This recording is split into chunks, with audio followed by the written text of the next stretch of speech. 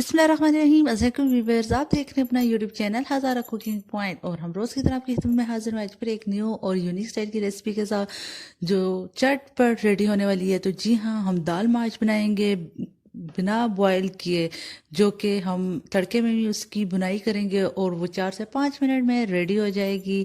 तो जी हाँ, जिसके लिए हमने 2 बड़े साइज के ऑयल के 2 चम्मच ऐड किए और वो थोड़ा सा गर्म हो तो देन एक बड़े साइज की प्याज बिल्कुल बारीक लंबी काट के इसमें ऐड कर दी और साथ में आधा चम्मच नमक ऐड कर दिया। नमक ऐड करने की रीज़न ये थी कि ये जल्दी ब्राउन हो जाए और साथ में 1 चम्मच हमने ज़ीरा भी ऐड कर दिया ताकि ये प्याज के साथ ही भुनेगा तो इसकी खुशबू आएगी हमारे ये दाल का जो ऑयल है और प्याज है इसमें।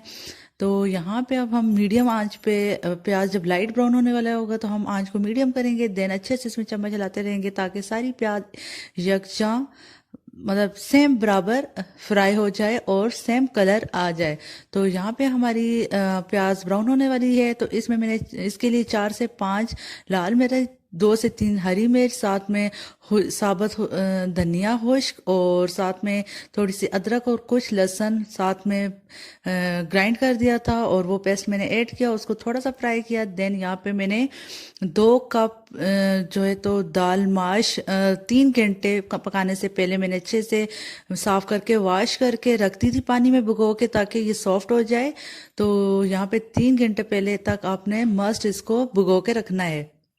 तो अब मैंने अपनी दाल में से पानी निकाल दिया था और मैंने अपने प्याज और जो अदरक वगैरह का मसाला जात बनाया था उसके फ्राई होने के बाद उसमें ऐड कर दिया और इसे ढाँप दिया और जैसे ही वो थोड़ी भुनी है तो अब यहाँ पे आप देख सकते हैं कि हमारी दाल की अच्छी खासी बुनाई हो चुकी है।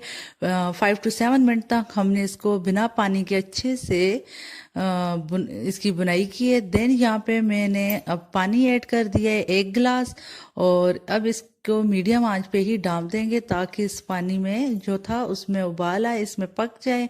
और यहाँ पे आप देख सकते हैं कि हमारा ऑयल ऊपर आ चुका है और पानी ऑलमोस्ट इसमें से ड्राई हो चुका है। और ये है कि 7 से 8 चम्मच हिलाते रहना है ताकि ये ना हो कि दाल में से पानी खुश्क हो जाए और आपकी दाल साथ जल जाए या कुछ ऐसा हो जाए।